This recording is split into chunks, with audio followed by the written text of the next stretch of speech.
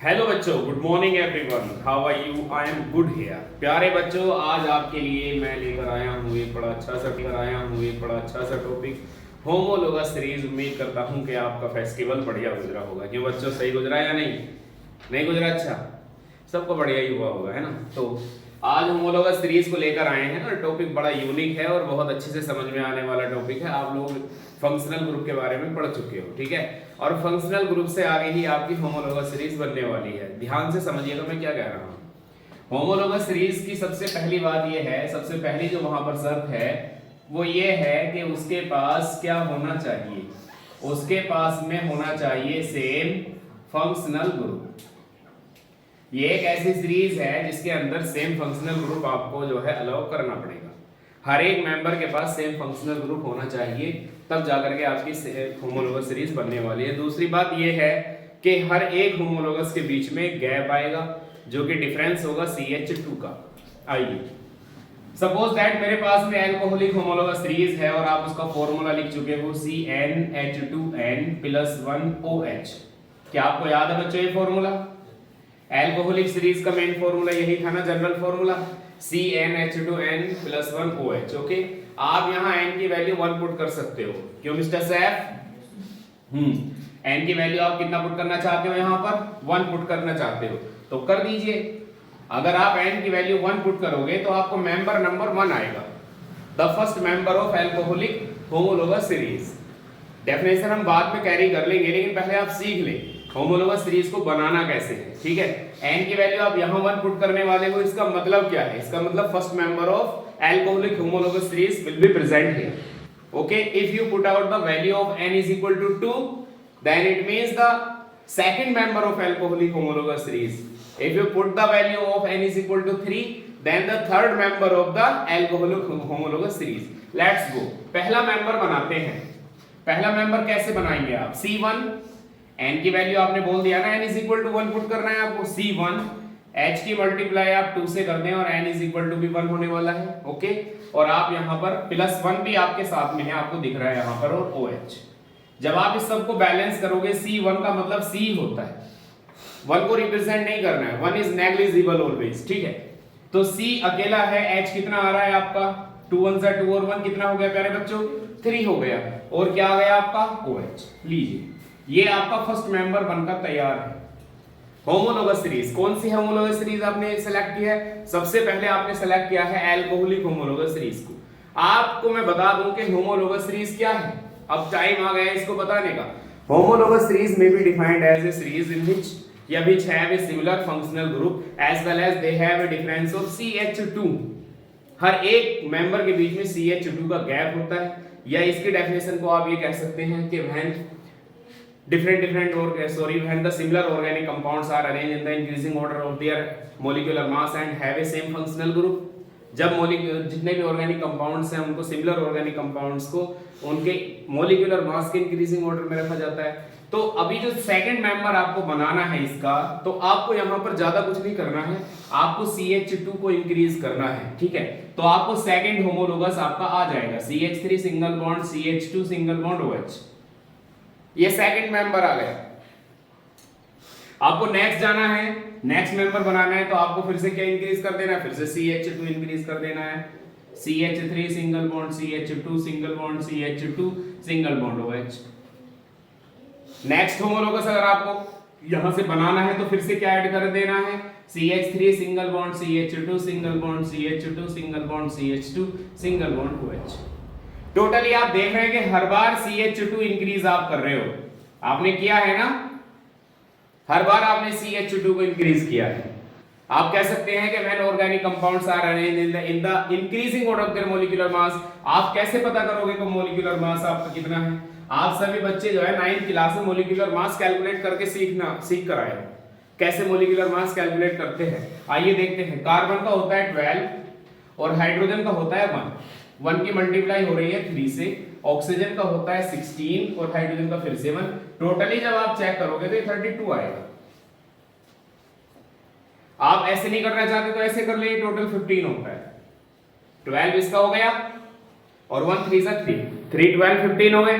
Oxygen का 16 होता है 31 और 1 ये 32 हो गया।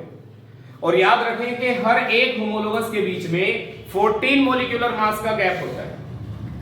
14 मोलिकुलर मास का गैप होता है हर एक के बीच में। इट मींस अगर इसका 32 है तो नेक्स्ट वाले का 46 होना चाहिए, 14 ऐड कर दीजिए। अगर इसका 46 है तो नेक्स्ट वाले का कितना होना चाहिए, 60 होना चाहिए। अगर इसका 60 है तो नेक्स्ट वाले का क्या होना चाहिए, जल्दी बताएं, 74। नेक्स्ट मेंबर में फिर से यहां पर अगर बनाऊं तो इंक्रीज क्या करने वाले हो आप इसके अंदर, सिर्फ CH2 को इंक्रीज आपको करना है, तो कीजिए। CH3 single bond CH2 single bond CH2 single bond CH2 single bond CH2 single bond OH। और अगर हम इसके मोलिकुलर मास के बारे में बात करें कितना होना चाहिए, 88। आपकी डेफिनेशन यहां से कैरी हो जा रही है। होमोलोगस सीरीज कैसे है, homologous series is a series in which similar organic compounds are arranged in the increasing order of their molecular mass and have a same functional group. जब आप सिमिलर ऑर्गेनिक कंपाउंड्स को उनके molecular mass के increasing order में रखते हो, क्या यहां पर इंक्रीजिंग ऑर्डर है मोलिकुलर मास का, कितना है बताएं, 32 के बाद कितना आ गया, 46 के बाद कितना आ गया, फिर से कितना आ गया, फिर से कितना। तो हर एक कंडीशन में आपने देखा है कि मोलिकुलर मास इंक्रीज हो रहा है। Am I right? Molecular mass every time increase हो रहा है। आप अगर नेक्स्ट होमोलोगस भी अगर आपको बनाना है, देखिएगा मैं आपको बता दूं, आजकल जो ट्रेंड चल रहा है क्वेश्चन पूछने का, वो ये कहेगा सीधा आपसे कि right the structure and the IUPAC name of the third homologous of alcoholic homologous series. Write the IUPAC name and the structure of the third homologous of alcoholic homologous series. Then how will you do? आपको पता होना चाहिए कि homologous alcoholic homologous series का formula, alcohols का formula जो होता है CnH2n+1 OH होता है।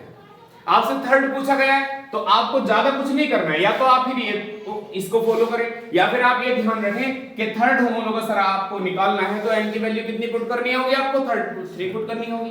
कीजिएगा इस फॉर्मूले में n की वैल्यू 3 पुट, C3 कर दीजिए, जल्दी बोलिए, C3। H की वैल्यू 2 है, मल्टीप्लाई कितने से कर रखा है, n की वैल्यू 3 है, और प्लस कितना हो गया 1 और OH। बताइए क्या बना ये आपका C3H, 2 3 6 और 1 कितना हो गया 7 और OH। अगर आप इसको ओपन करना चाहते हैं तो कितने कार्बन है आपके पास, 3 है ना, तो पहले कार्बन को आप CH3 देने वाले हो, ये सीख चुके हैं आप। नेक्स्ट आपका आ जाएगा CH2, नेक्स्ट आ जाएगा CH2, नेक्स्ट आ जाएगा OH। ये वाला मेंबर है ये third member of the homologous series of alcoholic series. तो होमोलोगस सीरीज क्या है, how we can define, when similar organic compounds are arranged in the increasing order of their molecular mass and have a similar functional group। आप check कर सकते हैं कि हर एक के पास में सिमिलर फंक्शनल ग्रुप अवेलेबल है, सिमिलर फंक्शनल ग्रुप। और ये जरूरी नहीं है कि आप इसी को पुट करोगे, आपके पास में और भी बहुत सारे फंक्शनल ग्रुप्स हैं। सबसे पहले आपको करना क्या है, आप पहले इसको नोट कर लें, ठीक है, स्टॉप करो, मतलब वहां से खत्म मत करना, स्टॉप करना। Dear everyone, when organic compounds are arranged in the increasing order of their molecular mass and have a similar functional group, okay, this is called homologous series। मतलब कहने का ये है टोटली ओवरऑल जो आपको समझना है कि आपको ना ऑर्गेनिक कंपाउंड्स के पास में जो आपने सेलेक्ट किए हैं उनका सेम फंक्शनल ग्रुप हो और आप उनको उनके मोलिकुलर मास के इंक्रीजिंग ऑर्डर में रख दीजिए, तो बनने वाली जो सीरीज आपकी होमोलोगस सीरीज बन जाएगी, ठीक है। नेक्स्ट मैं आपको एग्जांपल के तौर पर लेके चलता हूं, सेम फंक्शनल ग्रुप होना चाहिए। अभी मैं आपको लेके चलता हूं, आपके पास में आती है carboxylic homologous series, carboxylic homologous series. Okay dear everyone, और यहां ध्यान से समझिएगा, तो सबसे पहले आपको पता यह होना चाहिए, कार्बोक्सिलिक होमोलोगस सीरीज को पढ़ने के लिए आपको पता होना चाहिए कि इनका जनरल फॉर्मूला क्या है। What is the general formula of carboxylic homologous series. Carboxylic acids का जनरल फॉर्मूला मैंने आपको कराया था, CnH2nO2, चेक कर सकते हैं आप, ओके। अब हम चलते हैं और आपको यह भी पता है कि कार्बोक्सिलिक एसिड का जो सिंबल होता है वो COOH होता है, ये भी आप जानते हैं। आपको फर्स्ट मेंबर निकालना है केवल, और फर्स्ट मेंबर लेके आने के लिए आपको क्या चाहिए बोलिएगा जल्दी से, n इज इक्वल टू कितना चाहिएगा आपको, 1 चाहिएगा। n की वैल्यू 1 पुट कीजिए यहां पर आप, आपको पहला मेंबर मिल जाएगा कार्बोक्सिलिक एसिड का। जरा रखवाएं यहां पर 1 वैल्यू पुट कराएं C1। ओके, H बताएं कितना है, H2। n की वैल्यू कितनी है, 1 है और O2। इट मींस आपके पास ये बनता है CH2O2, क्योंकि 2 1 से तो 2 ही रह गया। अब जब आप इसको सही से लिखोगे, क्योंकि आपने वादा किया है कि कुछ हो या ना हो, लेकिन अगर if you are talking about the carboxylic acid homologous series then you have a COOH functional group. कुछ हो या ना हो COOH होगा। क्या होगा, 100% होगा COOH। लेके आओ COOH आ गया। अब इसमें से माइनस कर दीजिए, क्या बचा है, आपने C लगा दिया है, वहां पर लगा दिया है COOH, या और क्या बच रहा है अब आप बताएं। यहां पर आपने 2 के 2 ऑक्सीजन यहां पर वेस्ट कर दिए हैं आपने, और एक H भी यहां पर यूज कर दिया है, कार्बन भी यहां पर यूज कर दिया। तो क्या बचा है आपके पास में, H बचा है। आप H को यहां पर ऐसे लिख सकते हैं, खत्म। HCOOH is the first member of carboxylic homologous series.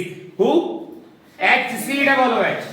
This is the formic acid that is found in ant sting, you know, ये वही है ना जो एंटिस्टिंग में मिलता है, मेथेनोइक एसिड, वही है ये। जी हां, the first member of carboxylic acid homologous series. Next, अगर आपको नेक्स्ट मेंबर लेके जाना है तो क्या मैं यहां पर n की वैल्यू 2 पुट करूंगा? नो, आपको पता है क्या इंक्रीज करना है अगला मेंबर लेने के लिए, CH2 इंक्रीज करना है। तो कर दीजिए, कीजिए, जल्दी से कीजिए CH2। अरे इतना हार्ड वर्क क्यों कर रहे हो, CH2, इतना हार्ड वर्क मत करो। कितना H है वहां पे, ऑलरेडी एक H है ना। क्या इंक्रीज करने वाले हो आप, क्या बढ़ाने वाले हो, CH2 बढ़ाने वाले हो। एक H और एक CH2 मिला करके क्या बनने वाला है प्यारे बच्चों, CH3 बन गया। और नेक्स्ट क्या हो गया, COOH। क्या आपने यहां पर ध्यान दिया इस बात को जो मैंने बताई आपको। नेक्स्ट, अब नेक्स्ट, इससे नेक्स्ट वाला मेंबर अगर मुझे बनाना तो फिर से क्या बढ़ाना है, CH2। बोलो क्या हो जाएगा, CH3 single bond, CH2 single bond, COOH। Next member अगर आपको लेके आना है तो क्या आना है बोलिएगा, CH3 single bond, CH2 single bond, CH2 single bond, COOH। और नेक्स्ट मेंबर लेके आना है तो क्या लेके आना है, CH3 single bond, CH2 single bond, CH2 single bond, CH2 single bond, COOH। ये बात है। और चेक करें क्या सभी के पास में सेम फंक्शनल ग्रुप है, yes, all the members have similar functional group. क्या आपने इन सभी को मॉलिक्यूलर मास के इंक्रीजिंग ऑर्डर में रखा है, वो चेक कर लेते हैं। कितना होगा आपके हिसाब से, हाइड्रोजन का 1 होता है एटॉमिक मास, हाइड्रोजन का 1 होता है एटॉमिक मास, 1 और 1 कितना हो गया, 2 हो गया। कार्बन का 12 होता है, 14 हो गया, एंड 16 32 हो गया। 32 और 14 कितना हो गया आपके हिसाब से, 46 हो गया। अब 14 आप इसमें इंक्रीज करोगे तो कितना होगा इसका, नेक्स्ट में से 14 इंक्रीज करोगे तो कितना हो जाएगा, नेक्स्ट में 14 इंक्रीज करोगे तो 80, नेक्स्ट में कितना हो जाएगा 10। आपने कहा था कि when organic compounds are arranged in the increasing order, in the increasing order of their molecular mass, check, in the increasing order of their molecular mass and have a similar functional group। क्या इन सबके पास similar functional group है, yes। Sorry 02 ही बोला होगा मैंने, 04 बोल दिया था। Okay okay, बड़े बड़े देशों में छोटी छोटी बातें तो कई बार होती है, नहीं होती क्या, और क्या, कई बार लोग 16 दूनी 8 कह देते हैं, है ना, और क्या। तो देखिएगा ये आपके आगे है कार्बोक्सिलिक एसिड होमोलोगस सीरीज। इसी तरह अगर आपको बनानी है कौन सी होमोलोगस सीरीज प्यारे बच्चों, कौन सी वाली, जल्दी से बोलो, एल्डिहाइड होमोलोगस सीरीज अगर आपको बनानी है तो सबसे पहले आपको क्या पता होना चाहिए, इनका जनरल फॉर्मूला, जिससे कि आप इनका पहला मेंबर का पता कर सको। CnH2nO is the general formula of aldehydes. और अगर आपको कौन सा मेंबर, अच्छा एक बात और मैं आपसे पूछना चाहूंगा, एल्डिहाइड्स का सिंबल क्या है जनरली, वो क्या है, CHO। अच्छा आपको क्या पुट करना है यहां पर, n की वैल्यू, पहला मेंबर आपको लेना है तो क्या पुट करना है, n इज इक्वल टू, जल्दी बताइए, n इज इक्वल टू क्या पुट करना है आपको, 1 पुट कीजिए, C1H मल्टीप्लाई 2 से हो रही है, n की वैल्यू 1 है और O अकेला रह गया। बोलिएगा क्या बना, C अकेला है, H का हो गया 2O। आपने कसम खाई थी कि चाहे कुछ आए ना आए, लेकिन अगर एल्डिहाइड होमोलोगस सीरीज की बात होगी तो एल्डिहाइड का फंक्शनल ग्रुप जरूर होगा। कौन होगा? CHO जरूर होगा। बोलो भाई कौन होगा, जल्दी बोलो, बोलो बोलो कौन होगा? CHO जरूर आएगा। और आपके पास में तो CH2 है, जरा चेक करना। O चला गया, यस फिनिश हो गया। कार्बन गया, फिनिश हो गया। H के यहां पर 2 हैं, 1 आपने यूज कर लिया, 1 H अभी आपका बचा हुआ है, तो ये आ गया पहला member of aldehyde homologous series. Formaldehyde के नाम से जाना जाता है। अगर आपको नेक्स्ट होमोलोगस लेके आना तो क्या बढ़ाना है इसमें? CH2 बढ़ाना ना, तो बढ़ा दीजिए। एक H और CH2 मिलकर के CH3 बनाएंगे, ये बन गया। नेक्स्ट में CH3 single bond CH2 single bond CH2। Next में CH3 single bond CH2 single bond CH2 single bond CHO। ऐसे ही होमोलोगस सीरीज बनती चली जाएगी। चेक कर ले क्या इनके पास में सेम फंक्शनल ग्रुप है, जल्दी बताएं। क्या इनका मॉलिक्यूलर मास में आप इंक्रीजिंग ऑर्डर में रख रहे हो? H का 1 होता है, कार्बन का 12 कितना हो गया? 13, 1 फिर से H का आ गया, कितना हो गया? 14, और O का कितना हो गया? 16। टोटल कितना हो गया? नेक्स्ट बोलो, नेक्स्ट बोलो, नेक्स्ट बोलो।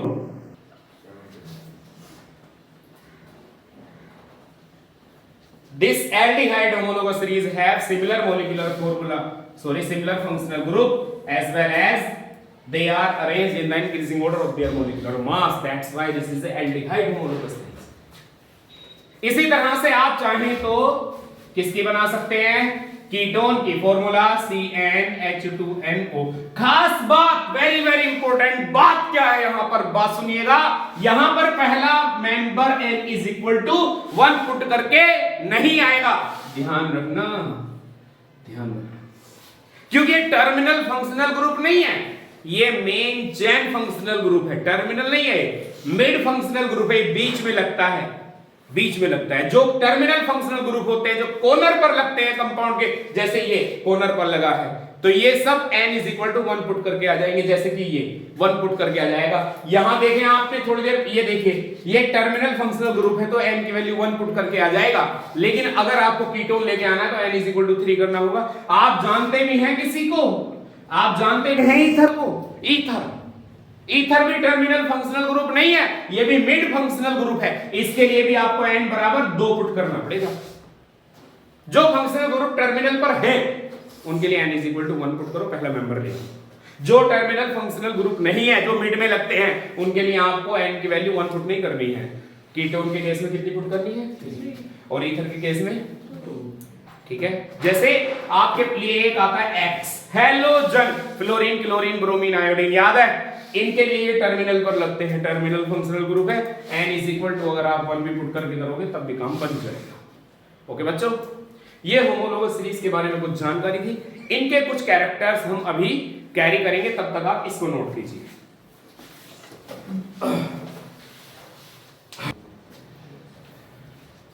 सो डियर एवरीवन, आपके सामने है प्रॉपर्टीज ऑफ होमोलोगस सीरीज। चाहो तो ऐसे लिख लो, चाहो तो कैरेक्टर्स ऑफ होमोलोगस सीरीज लिख लो, आपकी मर्जी है, कोई। तो आज हमारे सामने यहां पर है, अवेलेबल है, मैंने बनाई है halogen homologous series.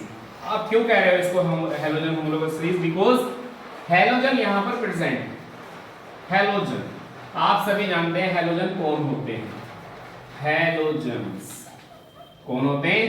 Fluorine, chlorine, bromine, iodine. आपको पता भी है हैलोजन्स, इसका नाम किस लिए पड़ा है? क्योंकि मोस्टली ये हैलोजन्स जो हैं समुद्र से मिलते हैं, ओशियन से मिलते हैं। समझ रहे हैं आप? ओशियन से मिलते हैं, इसीलिए लैटिन लैंग्वेज में हैलस कहा गया है इनको। हेलो, हेलो, हेलो मतलब ओशियन, जन्स मतलब प्रोड्यूसिंग। लैटिन में इनका नाम रखा गया है। हेलो मतलब ओशियन से मिलने वाले, और जन्स मतलब प्रोड्यूस करने वाले, मतलब ये सब समुद्र से मिलते हैं। दैट्स व्हाई इनका नाम रखा गया halogens. Fluorine, chlorine, bromine, iodine. और देखिएगा सबके सब कलर्ड होते हैं प्यारे बच्चों। आपने तो पढ़ भी रखा होगा ब्रोमीन वाटर का कलर रेडिश ब्राउन, पढ़ भी रखा होगा, सिलेबस में आपके। आपने तो पढ़ भी रखा होगा यहाँ पर क्लोरीन का कैसा, ग्रीनिश येलो, ग्रीनिश येलो। याद रखना, घर पे एक एक्सपेरिमेंट होता सोडियम क्लोराइड का, तुम इलेक्ट्रोलिसिस करने रखते हो, आपको पता भी नहीं चलता क्लोरीन गैस निकलती है एनोड पर, क्लोरीन गैस। आपको पता भी नहीं होता, वो बहुत ही ज्यादा ना क्या होती है, दम घोटने वाली गैस होती है, पता भी नहीं चलता, लंग्स पर इफेक्ट डालती है सीधा वो डायरेक्ट। ध्यान से करें एक्सपेरिमेंट। केमिस्ट्री इंटरेस्टिंग बहुत है, लेकिन कब जान ले लेगी पता नहीं चलता, इसलिए थोड़ा संभल कर।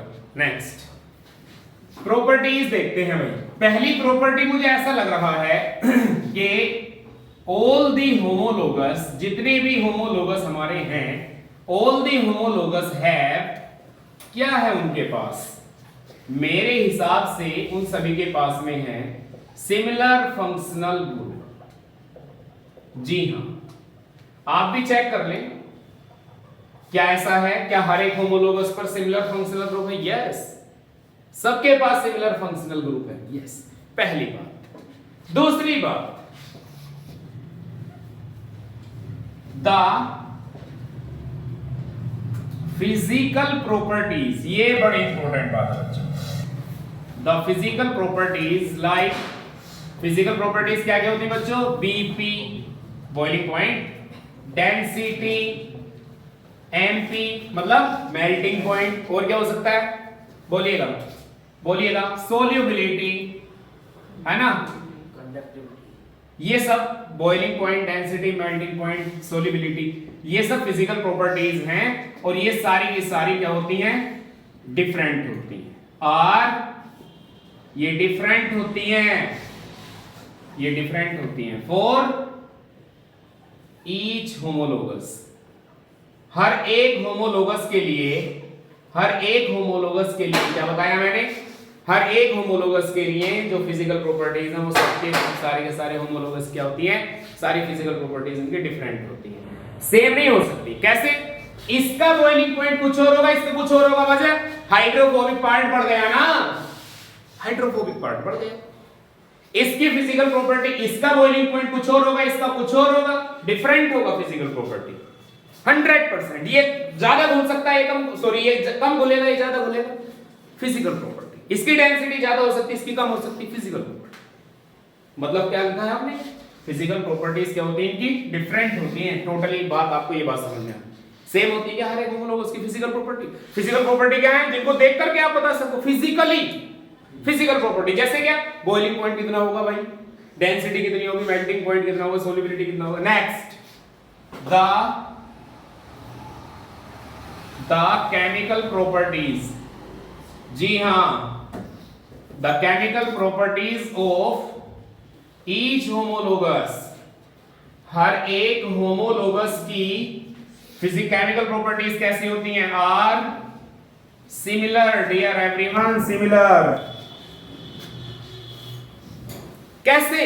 Because they have a same functional group. और केमिकल रिएक्शन में जो पार्टिसिपेट करता है, जो केमिकल रिएक्शन का मेन यहां पर कंपोनेंट है, वो फंक्शनल ग्रुप ही तो है, और फंक्शनल ग्रुप सबके पास सेम है। और जब सबके पास सेम फंक्शनल ग्रुप होगा तो सबकी केमिकल प्रॉपर्टीज, बच्चों बोलो जल्दी से, कैसी होंगी? सेम होंगी, सेम।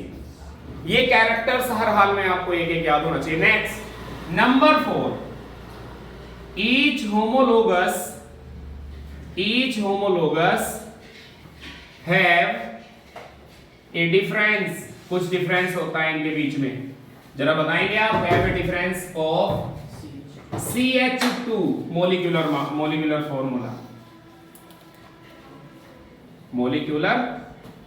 फॉर्मूला। एंड लास्ट बोलिएगा, ईच होमोलोगस, अभी भी है कुछ difference, each homologous have a difference. हर एक होमोलोगस के पास में डिफरेंस होता है, कितने का जरा बताएं? Of 14 molecular mass. 14 molecular mass. ये 5 जो मेन प्रॉपर्टीज हैं होमोलोगस सीरीज की, वो आपके सामने है। पहली प्रॉपर्टी, उनके पास में सेम फंक्शनल ग्रुप होता है हर एक होमोलोगस के पास, और वो है। नेक्स्ट, इनकी फिजिकल प्रॉपर्टीज क्या होती हैं? सभी की डिफरेंट होती हैं। नेक्स्ट, सभी की केमिकल प्रॉपर्टीज क्या होती हैं? सिमिलर होती हैं। नेक्स्ट, इनके बीच में, हर एक होमोलोगस के बीच में डिफरेंस होता है CH2 मोलिकुलर फॉर्मूले का। नेक्स्ट, हर एक के बीच में डिफरेंस होता है कितने मोलिकुलर मास का? 14 का। 5 प्रॉपर्टीज। उम्मीद करता हूं कि आपके सब यहां पर। प्यारे बच्चों, होमोलोगस सीरीज आज हमारा कॉन्सेप्ट था। 10th स्टैंडर्ड, 11th स्टैंडर्ड दोनों के लिए वेरी वेरी इंपॉर्टेंट टॉपिक है, ध्यान याद रखिएगा। क्योंकि क्वेश्चन किस तरह से आ जाए कुछ कहा नहीं जा सकता। अगर आपको कोई और डाउट है होमोलोगस सीरीज से रिलेटेड, आप कमेंट बॉक्स में जरूर लिखें। अपने फ्रेंड्स को, जो आपके दोस्त दूसरे स्कूल्स में पढ़ते हैं, कहीं रिलेशन में पढ़ते हैं, उनसे हमारे चैनल को आप सब्सक्राइब जरूर करा दें। Thank you. जय हिंद।